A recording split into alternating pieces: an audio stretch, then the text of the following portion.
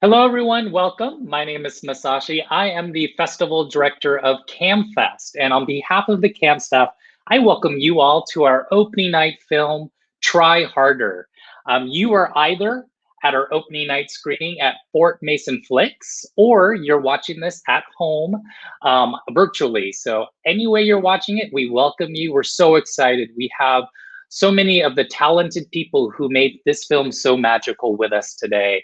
I'm going to bring them up shortly, but first I have a few notes I wanted to uh, say. First off, I want to thank our co-presenters. These are organizations who are doing wonderful work within the community and also helping us spread the word about this program. So I want to thank OCA, Asian Pacific American Advocates, San Francisco chapter, ADOC, Asian Art Museum, the Asian Pacific Islanders Graduate Student Alliance.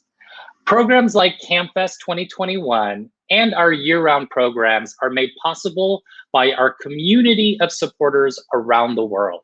Help us bring compelling and diverse Asian American stories to life.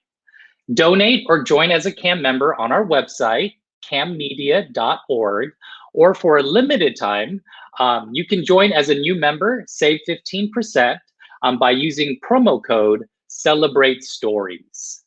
This film is eligible for our Audience Award. If you love the film, if you think it should win our Audience Award for Best Documentary, you can vote.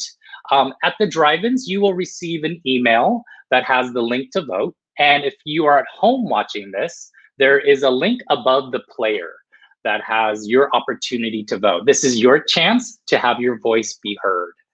Try Harder for us was a film. This was a no-brainer. We have been in communication with Debbie Lum, the director, for a while about this. We have collectively envisioned this film as our opening night presentation for a while. So we are so thrilled to make this happen. This is such a powerful film, a film that inspired us so much. And I'm excited. I think it meets the moment. We hope that this film inspires you all as well. I am happy to introduce our special guests we have with us today. First off, we have Debbie Lum, our director, Lou Nakasako, producer and cinematographer, Ian Wang, subject, Alvin Kai, subject, Rachel Schmidt, subject, Mr. Shapiro, subject, and our ASL interpreter, Beth Abdallah. Thank you for joining. Thank you all for participating. Thank you, Masashi. And I thank you so much, Cam. I mean, I just have to give a special shout out to Center for Asian American Media, who was one of the first supporters of this program, and in particular, Don Young, for whom, documentaries take a really long time to make. And I'm not going to take such a long time to make this speech. I know we don't have much time. So just quickly, Don Young has been in communication with me and supporting this film for so long and really believing in it, and just all of CAM. And, obviously, I also want to do a special shout out to the entire Lowell community. And we're so excited to have so many of our subjects and Mr. Shapiro here tonight. But there's also all these, so many people who helped us make this film, who, you probably just saw the credits whiz by. There's so many people. I just want to give a special shout out to the entire physics department that Mr. Shapiro represents, Mr. Dickerman, Mr. Cooley, Mr. Prothrow, and Mr. Cohen, the retired calculus teacher who helped us make this film. I'll have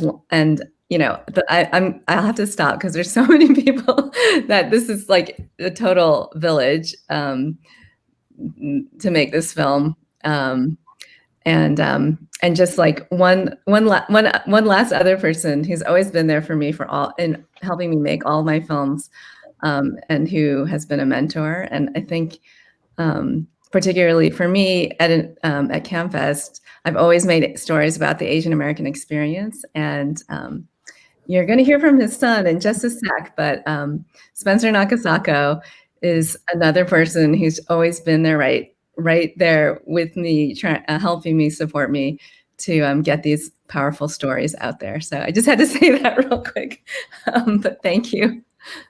And Lou, I don't want to embarrass you on camera. Spencer is he's one of my favorite filmmakers, and I remember when I started as an intern at CAM, I saw his films, I think on VHS tapes, and I remember being so blown away.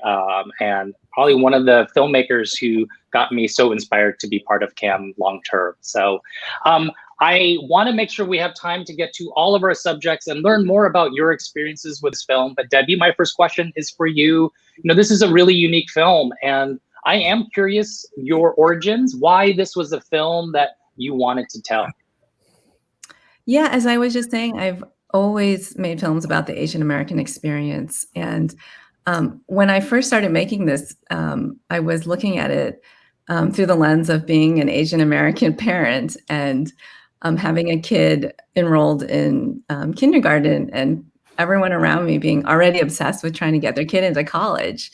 Originally, Lowell High School was going to be just like one chapter in this exploration of parenting. And when I met Mr. Shapiro, and then I met Alvin and Ian and Rachel and the students at Lowell High School, I just, we fell in love with their stories. And Lou and I pivoted and decided that there was this incredible story that hadn't been told before. And that's kind of how it started. And then for Ian, Alvin, Rachel, can you talk about your experiences, why you agreed to be part of this documentary? And maybe since you've seen the film, kind of your reflections of what you saw in the film and your experiences. I can, maybe Ian, you can start. I could start us off. Like I was, I guess, like kind of shocked that I was interesting, but I guess I'm very fortunate that I am. And I guess like after seeing the movie, I've really gotten the sense of how lucky I was to have the support network that I did, to have like parents that supported me in whatever I wanted to do, like even if it wasn't taking AP classes. And just just recognizing that I had great teachers and great friends all throughout my high school experience. So really fortunate. Alvin? Well, what got me interested in this film was I don't know. I've always kind of had this, Well, Debbie and Mr. Shapiro came up to me and told me about Mr. Shapiro told me about Debbie's vision for the film, and I really resonated with it because, you know, I come from a more conservative and more traditional, I guess, family where there's a lot of pressure on me to, you know, do specific things in my life. And I just really wanted to be able to express myself and tell people about my story. And seeing this film, and, you know, it was a very good experience because it's like a look back to see how I was before.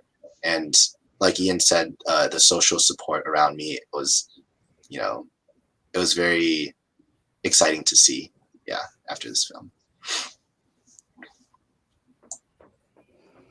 I guess for me, why I agreed to be part of the film, maybe back then I wasn't necessarily sure why I was doing it, but perhaps there was a part of me that could sense how important this film was for showing how much pressure high school students back then, and certainly nowadays, face to get into college and all of the aspects of high school life. So I might not have known why I was signing up for it then, but I'm actually really glad that I did, and that the film is sharing these stories, because it's important for people at that age to see others going through what they're going through to get into college and to do all of these amazing things, and to know that they're not alone.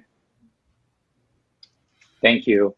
Mr. Shapiro, I've had the privilege of now seeing you participate in a few programs, and every program you are a rock star. It seems like you are so well respected by generations of students. And so I am fascinated. Tell me about your participation in this film and your goals as a teacher or as a mentor to many of these students. Well, that's a big story. Let's just pick out a few little molecules there. First of all, when somebody like Debbie, who is, in addition to being a brilliant and creative and kind, talks about a project that will show that you and your students are going to receive some recognition for what they do with their lives, there's no way to say no.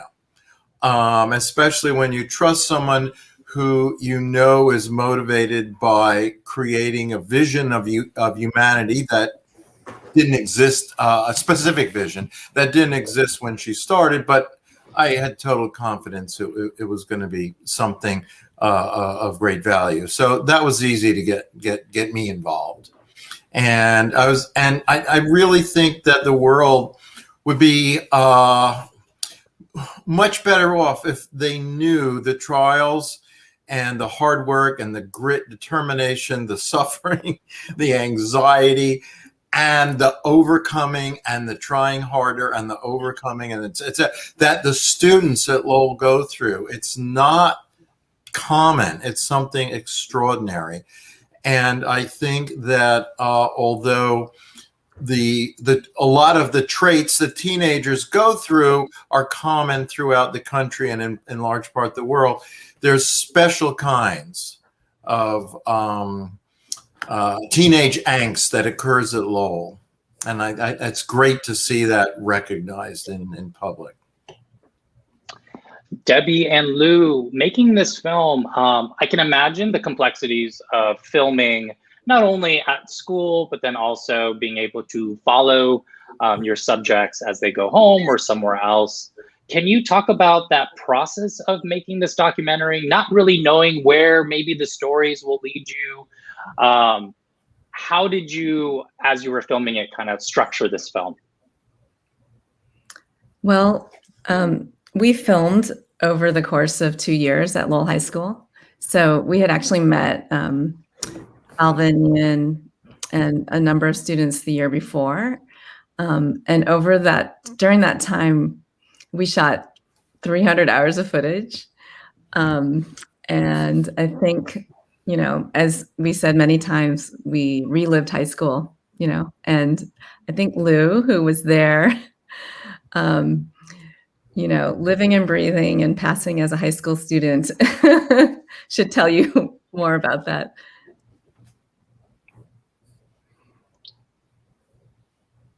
Oh, I think you're muted. Sorry, I'm on mute. Sorry, I would say that in terms of the kids letting us into their lives, it's like any other relationship. Like there's a feeling out period, right? Where it's like, oh, what do you kind of want? Like, what is it that you're trying to capture? But I think actually pretty quickly, the relationship kind of took off. So in terms of filming around school, we didn't really have that many issues at all. And I think a big reason for that is because of people like Richard, who really advocated for us around Lowell. So when it came time to film in other classes, film during kids' free blocks, I mean, we were literally everywhere. And honestly, we rarely ever got any pushback.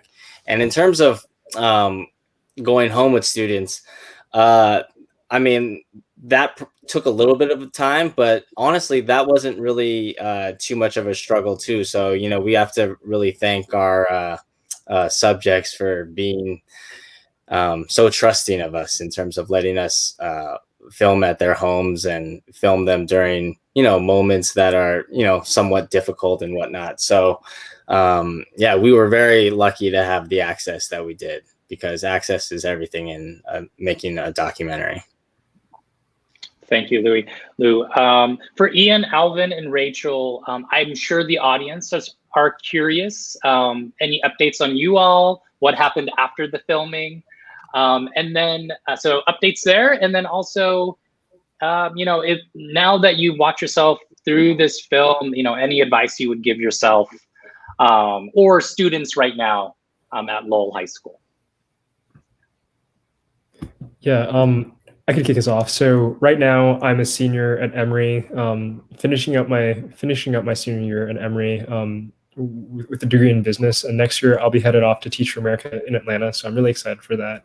And if I had like one piece of advice for myself in high school, it would just be, I guess, like be comfortable with being you, and just like be comfortable being different, because I think being different is what's ultimately gonna, I guess, like define value for you down the road. So super excited to serve the folks in Atlanta, and yeah. Alvin? Hi, everyone. I am currently a senior who's graduating in about a week from UC Berkeley with a major in molecular and cell biology. I'm thinking about going to med school. I took the MCAT like 3 days ago or 2 days ago, and I'm currently working as a EMT. And if there's one piece of advice that I'd tell myself, it's tell the younger generations is to try to enjoy life a bit more. Coming from, as a senior already, I'm leaving academia, I guess. Well, not necessarily leaving academia, but I'm transitioning to my next phase, I guess. I have a lot of nostalgia for the past, and I feel like I should have cherished a lot more things outside of academics more. Yeah. So I graduated on Sunday from Brown. So I'm done with school, which is nice. And so I'm going to be doing research at UCSF for a couple of years before I pursue medical school. So I'm really excited about that. I love the city, and I'm really happy to be back.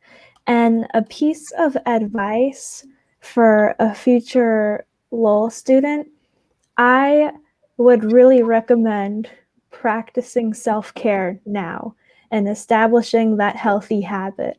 Because if you don't know how to practice self-care when you're in college, let me tell you that the learning curve is way bigger than if you start practicing and really, committing to doing that at least every single day in high school. So really, really try to practice any form of self-care. That's wonderful. Thank you so much, Rachel. Yeah, I think all of that is wise words. And Mr. Shapiro, how about for you? What are any recommendations or anything you would want to tell students, either current students or new students, about the high school experience? Well, don't be scared to work hard. That's not the problem, but you don't want to have anxieties around it. And what Rachel says is very, very important. And whatever your form of self-care is, to be aware of it and to let it sink in and let it grow and develop.